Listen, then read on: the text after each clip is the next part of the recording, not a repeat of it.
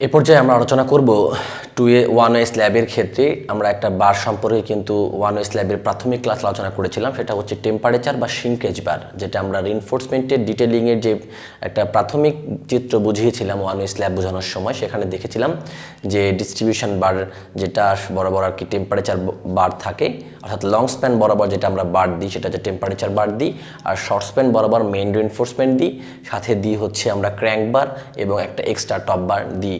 এটা আমরা কিন্তু চিত্রে দেখেছি।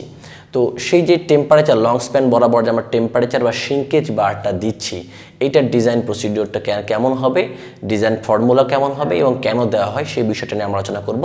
তাহলে আমাদের আজকে এখনকার টপিক হচ্ছে টেম্পারেচার বার বা শিঙ্কেজ বার। তাহলে আমাদের আলোচনার বিষয়বস্তু হচ্ছে তাপীয় রড বা সংকোচন বার।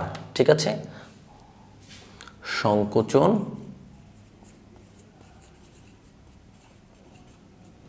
বা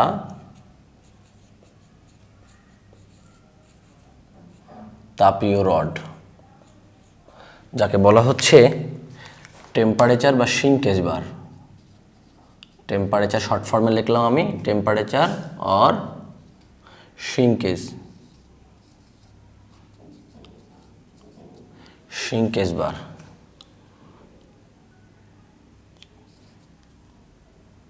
শিঙ্কেজ বার, ওকে। তো সেক্ষেত্রে সংকোচন বা তাপীয় রড একটা 1A স্ল্যাবে কেন প্রয়োজন হয় সেটা আগে আমি একটু বোঝানোর চেষ্টা করি। আমরা জানি 1A স্ল্যাবের লোড যখন আসে তখন সেই লোডটা ডিস্ট্রিবিউশন হয় হচ্ছে শর্ট ডিরেকশানে, অর্থাৎ আমরা জানি যে লোড সবসময় চেষ্টা, তার প্রবণতা হচ্ছে যেই পাশে সাপোর্ট আগে পাবে সেখানে সে যে রেস্ট করবে, সেখানে যে লোডটাকে স্থানান্তর করে দেবে। আমরা জানি 1A স্ল্যাবের লোড শর্ট ডিরেকশানে গেলে সে দ্রুত সাপোর্ট পায়, এই কারণে আমরা লোড শুধুমাত্র শর্ট ডিরেকশানের দিকেই যায়, ওয়ান ইন কন্ডিশন। এই কারণে লং স্প্যান বরাবর আমরা একটা কি দিয়ে দিই, সাপোর্ট বা বিম থাকে। তো সেক্ষেত্রে আমি যদি একটু বোঝানোর চেষ্টা করি যে এইটা মনে করলাম একটা 1A স্ল্যাবের একটা জাস্ট স্ট্রিপ কল্পনা করছি আমরা, ঠিক আছে, ওকে। এটা মনে করলাম একটা 1A স্ল্যাব, হ্যাঁ, এটা একটু বাঁকা হয়ে গেছে, একটু উপরে তুলে দিই। এটা মনে করলাম একটা 1A স্ল্যাব। এখন এই 1A স্ল্যাবের বৈশিষ্ট্য অনুযায়ী আমরা জানি যে এই বরাবর আমাকে এখান থেকে এখানে আমাদের বিম থাকে আর এখানে আমাদের একটা বিম থাকে, তাই না, সাপোর্ট যেটা বলছি আমরা আর কি। তাহলে বিম যদি এখানে থাকে তার মানে এখানে কি আছে, কলাম আছে, এই জায়গাতে কলাম আছে, এই জায়গাতে কলাম আছে, এই জায়গাতেও কলাম আছে এবং এখানেও কলাম আছে ধরে নিচ্ছি আমরা। তাহলে এগুলো হচ্ছে আমাদের কলাম পোর্শন, জয়েন্টগুলো বিমের সাথে আছে, ওকে। এখন স্বাভাবিক বৈশিষ্ট্য অনুযায়ী লোড যখন পড়বে তখন লোডটা এখানে এসে স্থানান্তরিত হবে, লোড এখানে এসে স্থানান্তরিত হবে। এখন আমরা এই বরাবর কি দিই, মেন রিইনফোর্সমেন্ট দিই, তাই না, তাহলে দিয়ে দিলাম এটা মেন রিইনফোর্সমেন্ট। এরপর আমরা দিই হচ্ছে ক্র্যাঙ্ক বার, তাহলে আমরা ক্র্যাঙ্ক বারটা দিয়ে দিই। এরপরে দিয়ে হচ্ছে আমরা এক্সট্রা টপ বার, তাহলে এক্সট্রা টপ বারও দিয়ে দিলাম। আর এই দিকে দিয়ে হচ্ছে আমরা, আচ্ছা এটা পরে বোঝাই। এখন মেইন বার, ক্র্যাঙ্ক বার, স্টপ বার, তিন ধরনের রড আমরা শর্ট ডিরেকশনে দিয়েছি। শর্ট ডিরেকশনে প্রথমত লোড মেন রড দিয়ে কি ট্রান্সফার হবে, তাহলে লোড যখন পড়ছে আমরা মেন বার দিলাম, মেন বার লোডটাকে ট্রান্সফার করে এই সাপোর্টে দুই পাশে দিয়ে দিবি শর্ট স্প্যানে। এখন প্রশ্ন হচ্ছে যখন একটা স্ল্যাব কাস্টিং করা হয়, ঢালাই করা হয়, ঢালাই করার পরে প্রথমত কংক্রিট শক্ত হওয়া শুরু করে। আচ্ছা, কংক্রিট যখন শক্ত হয় আমরা জানি যে কোনো কিছু, আমাদের শীতকালে আমাদের ঠোঁট ফাটে, কেন ফাটে, ঠোঁটের এই আবরণটা অর্থাৎ এটার যে সারফেসটা এটা এতটাই সফট যে শীতের এই শুষ্কতার কারণে এটা অনেক হার্ড হয়ে যায়। হার্ড হয়ে যাওয়ার ফলে এটা কিন্তু ফেটে যায়। আমরা একটা পৃষ্ঠার উপরে আঠা মেলে দিয়ে রাখি, আঠা, যে কোনো আঠা, কিছুক্ষণ শুকানোর পরে দেখবো আঠার সারফেসের উপরে ক্র্যাক সৃষ্টি হয়েছে, খুব স্বাভাবিক কথা। আমরা গ্রীষ্মকালে মাটি, যেই মাটিটা অনেক সফট, যেখানে আমরা ধান রোপণ করি, চারা রোপণ করি, গাছ লাগাই, এতটা সফট মাটি, সেখানে যখন গ্রীষ্মকালে প্রচুর গ্রীষ্মকাল আসে আমরা গরমকালে তখন দেখি মাটিটা ফাটল ধরে গেছে। কেন, এই মাটিটা হার্ড হতে হতে এত বেশি হার্ড হয়ে গেছে যার কারণে সেখানে ক্র্যাক সৃষ্টি হয়েছে। সো দ্যাট মিন যে কোনো কিছু যখন শক্ত হয়, অর্থাৎ যখন সফট কন্ডিশন থেকে যখন হার্ড কন্ডিশনে আসে তখন এর মধ্যে ক্র্যাকিং সিস্টেম ডেভেলপ করে। ফাটল সৃষ্টি হয়। তাহলে আমরা কংক্রিট ঢালাই করার পরে যখন শক্ত হবে তখন সেটা ফাটল হবে, এটা একটা কথা।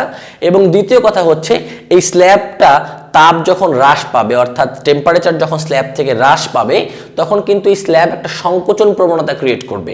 আমরা জানি টেম্পারেচার যখন বাড়ে, গরমকালে যখন টেম্পারেচার বাড়ে তখন এর মধ্যে থাকা রিনফোর্সমেন্টগুলো কি হয়, প্রসারিত হয়। আবার শীতকালে কিন্তু এটা সংকুচিত হয়। তাহলে স্ল্যাবের মধ্যে থেকে যখন তাপ সংকুচিত হয়ে যাবে তখন স্ল্যাবের প্রবণতা হচ্ছে তাপ হ্রাস পাওয়ার সঙ্গে সঙ্গে সেটা সংকুচিত মানে ছোট হয়ে আসতে চাইবে, এটা স্ল্যাবের প্রবণতা। তাহলে দুইটা কারণ আমরা এখানে মেনশন করছি, একটা হচ্ছে কংক্রিট যখন শক্ত হচ্ছে তখন ফাটল ক্রিয়া সৃষ্টি হচ্ছে, আবার স্ল্যাব থেকে যখন তাপ সরিয়ে যাচ্ছে বা তাপ হ্রাস পাচ্ছে তখন এর মধ্যে সংকোচন প্রবণতা ক্রিয়েট হচ্ছে। এই দুইটা কারণে স্ল্যাবে ফাটল ধরতে পারে, দুইটা কারণে স্ল্যাবে ক্র্যাক তৈরি করতে পারে। আর এই ক্র্যাকটা যে কোনো জায়গাতে ক্রিয়েট হতে পারে, লং স্প্যানে হতে পারে, শর্ট স্প্যানে হতে পারে। এখন প্রথমে ধরে নিচ্ছি যে এই ক্র্যাকটা শর্ট স্প্যানে হলো, তাহলে শর্ট স্প্যানে যদি হয় এই ক্র্যাকটাকে মোচন করার জন্য, ক্র্যাকটাকে রিমুভ করার জন্য ওই সংকোচন যেন সঠিকভাবে ডিস্ট্রিবিউশন হতে পারে, সঠিকভাবে যেন এই ক্র্যাকটা স্ল্যাবে যেন না আসে, যার কারণে আমরা এই যে রিনফোর্সমেন্ট দিচ্ছি, এই রিনফোর্সমেন্ট যেই পরিমিত মাত্রায় ক্র্যাক হওয়ার সম্ভাবনা ছিল সেই ক্র্যাকটা কিন্তু এই রিনফোর্সমেন্টের কারণে আর আসবে না, কেননা রিনফোর্সমেন্ট ওই পরিমাণ সংকোচন বা ওই পরিমাণ হার্ডনেসকে তারা ক্যারি করতে পারবে। তাহলে শর্ট স্প্যানের ক্ষেত্রে কংক্রিটের শক্ত হওয়ার কারণ অথবা স্ল্যাবের সংকোচনের কারণে রিনফোর্সমেন্টের থাকার ফলে আমাদের এই ক্র্যাকিং সিস্টেমটা ডেভেলপ হচ্ছে না। এখন যদি একইভাবে আমি লং স্প্যানের কথা বলে আসি, তাহলে লং স্প্যানের ক্ষেত্রে যেটা হবে সেটা হচ্ছে এই দিকে তো আর আমি ডিস্ট্রিবিউশন বাদ দিব, সেটা কেন দিব, কারণ এই দিকে তো শুধুমাত্র কংক্রিট রয়েছে, মনে করছি লং স্প্যানে কোনো রড দিয়ে, তাহলে কি আছে, কংক্রিট আছে। তাহলে এই দিকে যখন আমাদের ফাটল ক্রিয়া সৃষ্টি হবে তখন কি এই বিম আর এই বিম এই স্ল্যাবটাকে কলামের মধ্যে জয়েন করে রাখছে, তাহলে সংকোচন যখন হতে চাইবে, অর্থাৎ লং স্প্যান বরাবর যখন হঠাৎ করে সংকোচন হতে চাইবে তখন এই কলামের জয়েন্টগুলো এটাকে সংকোচন হতে দিবে না, আটকে ধরে থাকবে যে না ছোট হওয়া যাবে না। কিন্তু আমার স্ল্যাবের প্রবণতা হচ্ছে কংক্রিট শক্ত হওয়ার কারণ অথবা তাপ হ্রাসের কারণে সংকোচন, দুইটার কারণে সে ফাটল ক্রিয়া সৃষ্টি করতে বাধ্য। এমতো অবস্থায় সংকোচন হতে গেলে এই জয়েন্ট তাকে সংকোচন হতে দিচ্ছে না। এমতো অবস্থায় তার মানে কি সংকোচনটা বাড়বে, সেটা স্ল্যাব কাস্টিং এর শক্ত হওয়ার কারণে হোক কংক্রিট অথবা স্ল্যাবের সংকোচনের কারণে হোক। এমতো অবস্থায় এই ফাটলটাকে, এই সংকোচন হওয়াকে প্রতিরোধ করবে কে, কোন একটা রিনফোর্সমেন্ট।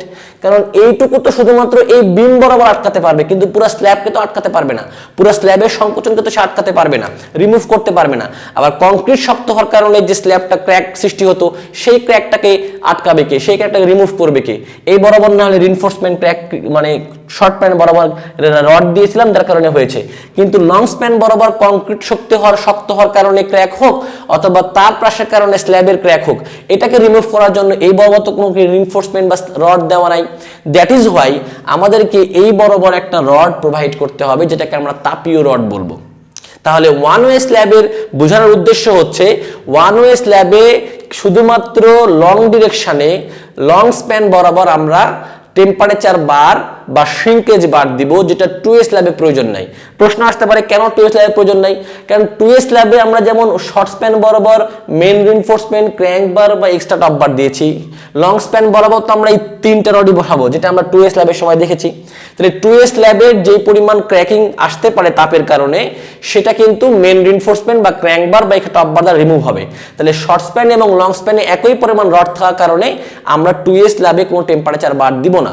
কিন্তু ওয়ান ওয়ে স্ল্যাবে তো একবারে রড আছে, অন্য পাশে রড নাই, তাহলে অন্য পাশে আমাদের তাপীয় সংকোচন আসতে পারে বা ফাটল ধরতে পারে, যার কারণে ওই লং স্প্যান বরাবর যে রিনফোর্সমেন্ট ব্যবহার করা হয় তাকেই মূলত বলা হয় হচ্ছে আমাদের টেম্পারেচার বার বা শ্রিঙ্কেজ বার। ঠিক আছে, তাহলে এই বরাবর আমরা যে রিনফোর্সমেন্টটা দিব সেই রিনফোর্সমেন্টকে আমরা বলবো হচ্ছে তাপীয় রড বা শ্রিঙ্কেজ বার। ঠিক আছে, তাহলে আমরা এই ডিস্ট্রিবিউশন বারগুলো থেকেই টেম্পারেচার বার বা শ্রিঙ্কেজ বার বের করে আনতে পারি। তাহলে এই বারকে বলছি আমরা মূলত টেম্পারেচার বার বা শ্রিঙ্কেজ বার অর শ্রিঙ্কেজ বার। আচ্ছা, যাই হোক, বোঝানোর ক্ষেত্রে কথাটা অনেক লং হয়ে গেল, কিন্তু এই কথাটা লং করার উদ্দেশ্য হচ্ছে ব্যাখ্যা যেন মাথার মধ্যে থাকে। কারণ আমরা এখন অলরেডি ফাইনাল ইয়ারে চলে আসছি, কয়েকদিন পরে আমরা সাইট ইঞ্জিনিয়ার হিসেবে কাজ করবো বিভিন্ন জায়গাতে। সেক্ষেত্রে কনসেপ্টটা ক্লিয়ার থাকতে হয়, মুখস্থ না যে না ওয়ান ওয়ে স্ল্যাব হলো, লং স্প্যান বরাবর আমরা যে রডটা দেবো সেটা সিঙ্কারে বাদ দিয়ে দিলাম, কিচ্ছা শেষ। বিষয়টা এমন না, আমাদেরকে বুঝে এক্সপ্লেন করার মতো ক্ষমতা থাকতে হবে নিজের মধ্যে। আমার মধ্যে যদি কনসেপ্ট ক্লিয়ার থাকে তাহলে আমি হেড মিস্ত্রিকে বোঝাতে পারবো, আমি আমার প্রজেক্ট ম্যানেজারকে বোঝাতে পারবো, আমি আমার অফিসকে, আমি আমার হেড ও সিনিয়রদেরকে বোঝাতে পারবো যে এই কারণে এই রডটা দেওয়া হচ্ছে এবং এটা এই পরিমাণে দিতে হবে। আমি যদি না বুঝি খালি মুখস্থ করি তাহলে একজনকে বোঝাতে পারবো না। সো সেক্ষেত্রে আমরা ফাইনাল ইয়ারের ফাইনাল স্টেজে আছি, এই বিষয়গুলো বুঝে মনে রাখতে হবে। তাহলে ফাইনালি একটা বিষয় আমরা সামারাইজ করতে পারি, সেটা হচ্ছে 2A স্ল্যাবে কোনোভাবেই টপ শিঙ্কেজ বার বা আমাদের টেম্পারেচার বার দেওয়া হয় না। কেন? সেখানে দুই ডিরেকশনে মেন রিনফোর্সমেন্ট বা ক্র্যাঙ্ক বার বা এক্সট্রা টপ বার থাকে। ওয়ান ওয়ে স্ল্যাবে দেওয়া হয় কারণ শর্ট ডিরেকশন ছাড়া অন্য কোনো ডিরেকশনে রড থাকে না। অন্য ডিরেকশনে যদি আমাদের ক্র্যাকিং সিস্টেম ডেভেলপ করে, সেটা কংক্রিট শক্ত হওয়ার কারণে হোক অথবা স্ল্যাবের সংকোচনের কারণে হোক, যে ডিরেকশনে আমার ক্র্যাক সৃষ্টি হবে ওই ডিরেকশনে আমাদের রড নাই, অর্থাৎ লং স্প্যান বরাবর আমাদের রিনফোর্সমেন্ট নাই। বাট লং স্প্যান বরাবর যদি ক্র্যাক আসে তাহলে এটাকে প্রতিরোধ করার জন্য আমরা যে রিনফোর্সমেন্ট প্রোভাইড করব সেটাকে বলা হচ্ছে তাপীয় রড বা শিঙ্কেজ রিনফোর্সমেন্ট। এটাই হচ্ছে বিষয়। এখন আমরা ডিজাইন ফরম্যাটে আসি, ডিজাইন প্রসিডিওরটা কেমন হবে। তাহলে এবার আসবো হচ্ছে ডিজাইন প্রসিডিওর, ডিজাইন পদ্ধতি, প্রসিডিওর বা পদ্ধতি। তাহলে ডিজাইন পদ্ধতি কেমন হতে পারে শিঙ্কেজ বারের, অথবা আমরা যদি বলি টেম্পারেচার বারের, এটাকে সূত্র আছে, সেই সূত্রগুলো আমরা একটু লক্ষ্য করি। একটা হচ্ছে সূত্র তো একটাই আর কি, কিন্তু এটা ডিপেন্ড করে হচ্ছে রিনফোর্সমেন্টের ক্যাটাগরির উপর। রিনফোর্সমেন্ট আমরা জানি নর্মালি দুই ধরনের রিনফোর্সমেন্ট আমাদের বাজারে পাওয়া যায়, তবে বর্তমানে বহুল ব্যবহৃত হচ্ছে ডিফর্ম বার। তবে আজ থেকে 15 বছর বা 10 বছর আগে কিন্তু প্লেন বার ছিল। তো রিনফোর্সমেন্ট দুই ধরনের হয়, একটা হচ্ছে প্লেন বার, একটা হচ্ছে ডিফর্ম বার। প্লেন বারগুলো তার মোস্টের উপরের পৃষ্ঠটা, অর্থাৎ প্লেন বারের ওই স্টিলের উপরের সারফেসটা একবারে প্লেন হবে, ঠিক আছে। কিন্তু ডিফর্ম বার এক ধরনের ইয়ে থাকবে, অর্থাৎ অমসৃণ থাকবে, বাধা পাবে। দেখবো আমরা এই ধরনের ঢেউ ঢেউ করে দেওয়া আছে, এক ধরনের ঢেউয়ের মতো করে, অনেকটা এইরকম। আমি যদি বলি যে এটা মনে করলাম একটা বার, এই বারটা এরকম ভাবে এইভাবে এক ধরনের এইভাবে খাঁচ কাটা আছে অথবা ঢেউ দেওয়া আছে, যেটা হাতের সাথে আটকে যায়, অমসৃণ। এটাকে বলা হয় ডিফর্ম বার। কিন্তু প্লেন হলে এর সারফেসটা সম্পূর্ণ মসৃণ থাকবে, ঠিক আছে। তো এই জন্য ডিজাইন কোডও এসিআই কোড বলে দিচ্ছে, যদি প্লেন বার হয় তাহলে এই সূত্র, ডিজাইন বার হলে, ডিফর্ম বার হলে এই সূত্র। তাহলে ডিজাইন পদ্ধতির কার নিয়ম অনুসারে? এসিআই কোড অনুসারে, এসিআই আমেরিকান কংক্রিট ইনস্টিটিউটের কোড অনুসারে আমাদেরকে এসিআই কোড বলে দিচ্ছে, যদি সেটা প্লেন বার হয় বা মসৃণ বার হয় তাহলে সূত্র হবে 0.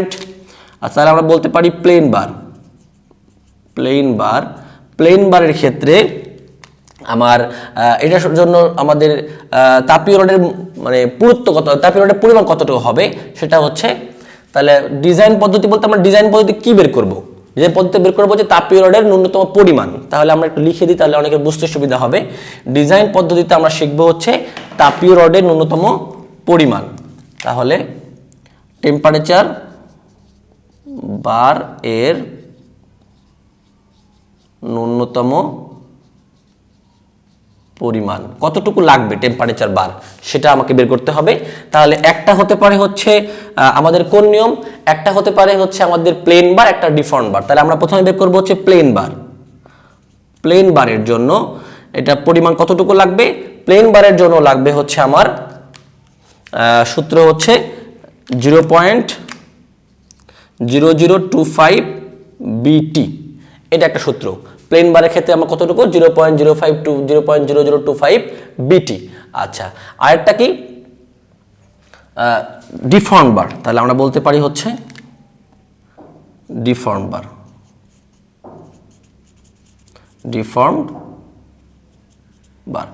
ডিফর্ম বারের জন্য আমাদের কতটুকু লাগবে? 0.0018 বিটি। 0.0018 বিটি।